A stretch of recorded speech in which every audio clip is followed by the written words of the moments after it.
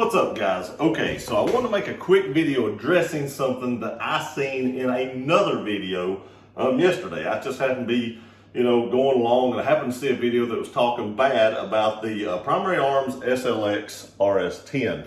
And there's a few things I had a problem with the video. I'm not going to call anyone out, but there is a few things I had a problem with. This optic is under $200, under 200 bucks. They were comparing it to this optic, an RMR, which is on sale for $450. So you're talking about an optic that is over twice the amount of money. So is that really a fair comparison? Whenever I did a review of the Primary Arms optic, I talked about how it was more of a budget optic.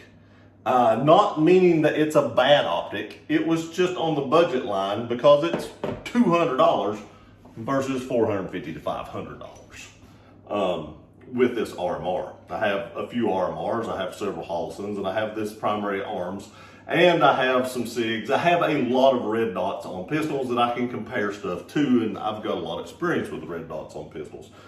But first of all, like I said, I don't think that's a real fair comparison. But I'm not sure if his had an issue, because let me show you something. Let me flip the camera around and I'll show you what he was talking about. And mine doesn't do that. So I don't know if he had a bad one or if I just got a good one. I don't know, but I don't have the same issues with mine, and I wanted to throw this out there just so you all would kind of be able to see that they aren't all like the ones he had in his video. Okay, so first up we have the RMR. If we throw the RMR out here, if I can find the dot, there it is. When you bring it up, you can see it goes all the way to the top.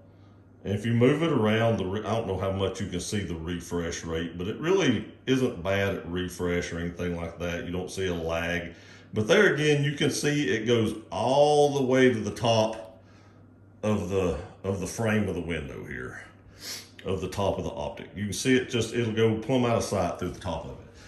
Now, he was saying that his Primary Arms would not do that. Now, I want to first of all show you the refresh rate here. I can turn it up a little bit. There we go. You can see mine is not dragging any or anything like that. And I talked about that in the video that, it was crisp and I didn't have any issues with it. But now let's look at this. If we go all the way up, mine does not lose it either. It goes all the way to the top of the frame of this glass. Now, in the video, he showed that his didn't. When it got to about right here, the dot went away. But as you can see, my dot does not go away. It actually, in the video, looks like you can still see it in the frame right there. So mine does not have the same issue that his did, nor is my refresh rate bad on my dot. Mine was very clear and very crisp.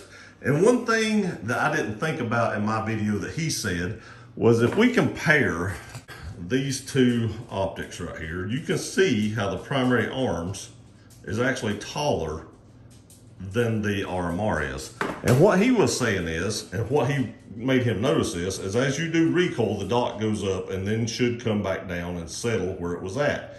And a taller glass should help you track that dot.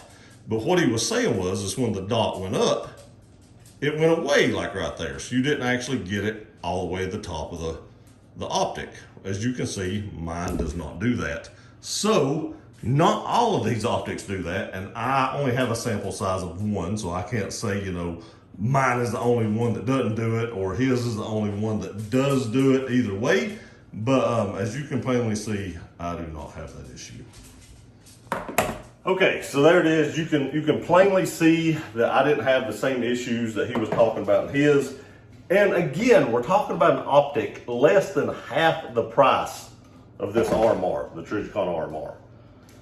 For the money, guys, I still say this is a great option. Now, I put it on this, Glock 34 right here. It was the only MOS Glock I had.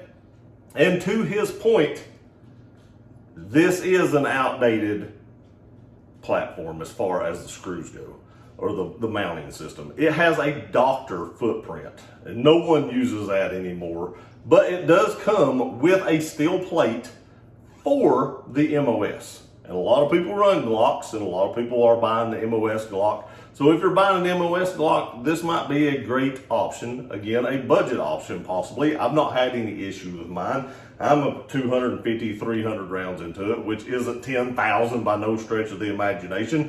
But I've not had any issues with mine. I've not beat the crap out of it just because there's other people that do videos like that. And I don't like to beat the crap out of my stuff. I don't know.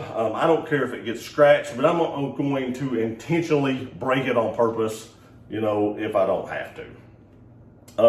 But it seems very rugged. I mean, the frame on it is all steel. It's all aluminum, rather words, and it's pretty thick and beefy. You do have a nice hood in the front, like I said before. But again, I don't have the same issues that he was having with his. None of it.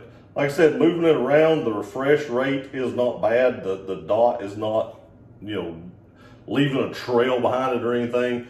It looks literally, to me, basically just as good as the RMR dot. At least mine does.